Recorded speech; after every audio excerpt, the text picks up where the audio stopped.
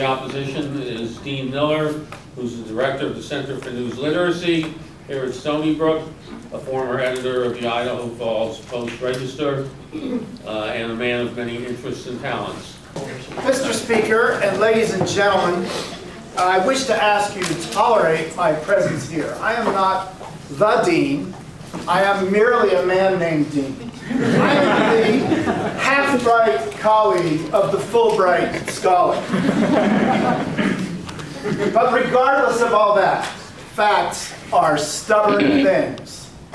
In fact, the knowledge of bin Laden's sat phone was disclosed to journalists by the Taliban in 1996.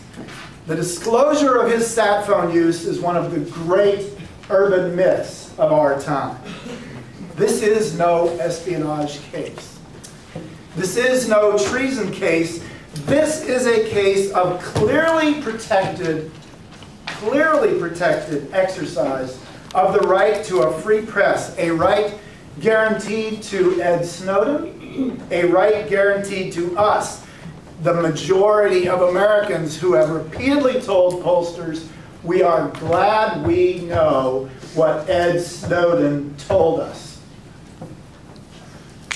People like Ed Snowden are the reason it has often been said that American democracy is the worst possible form of government unless you consider the alternatives. Only when we shake off the stupor of illusory security do we rise to the challenge inherent in this Constitution's central premise that the truth will keep us free. Not without inefficiency and waste, not without pain, not without sacrifice, but free. Free means free. In our soft and easy lives, it is easy to forget the radicalism that is at the heart of the U.S. Constitution. Dissent is not betrayal. Dissent in America is patriotism.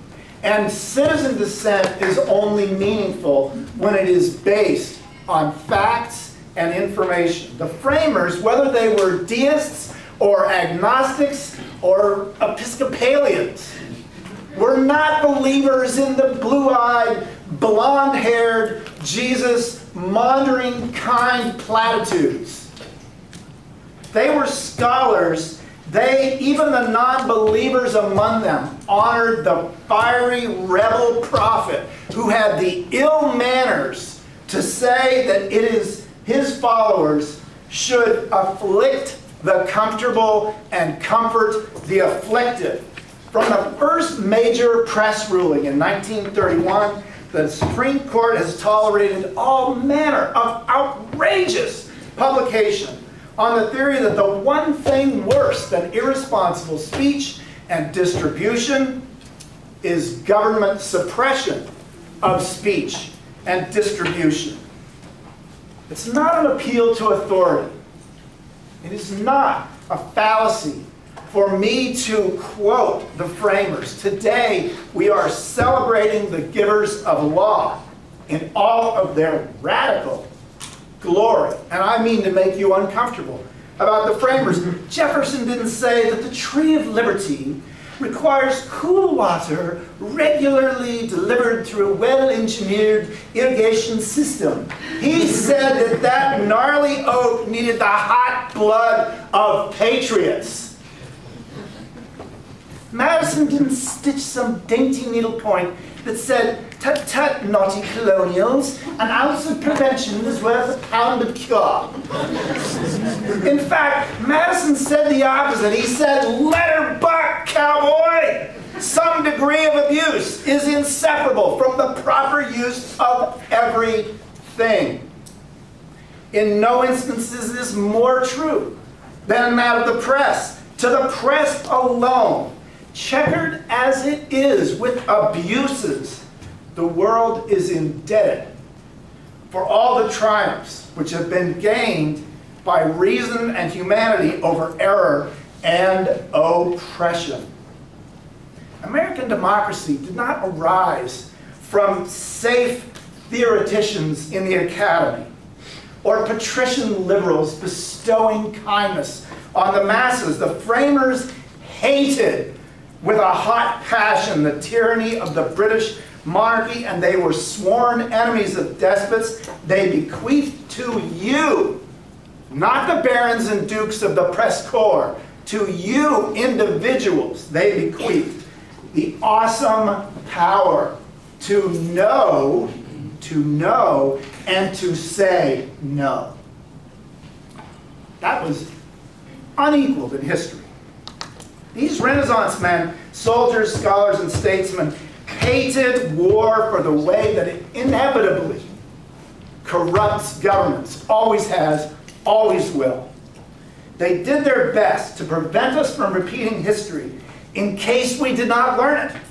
The structures of our government reflect the framers' fear that giving the executive unbridled war powers has always been the means by which republics failed.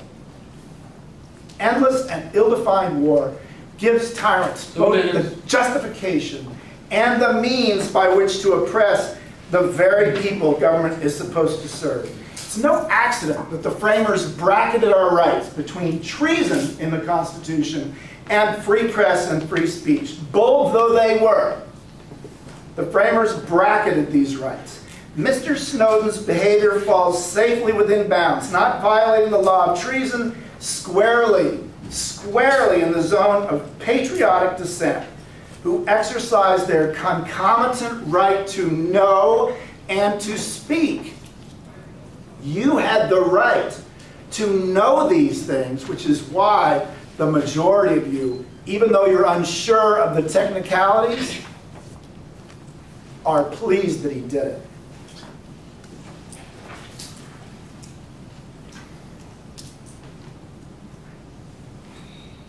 One minute. Protection of Edward Snowden's right to speak and distribute his facts would not be judicial activism. It would be originalism. The man on our money, the father of our country, warned that government is not reason. It is not eloquent. It is force. Like fire, it is a dangerous servant and a fearful master. The framers gave you a whip and a bucket to keep that monster in check. It's called the First Amendment. Ed Snowden exercised his First Amendment right to tell people what is wrong with this country right now and to challenge them to do the right thing. It is your unabridged right to know what is done in your name and to speak for or against it. If that be treason, this be not America. Thank you, ladies and gentlemen.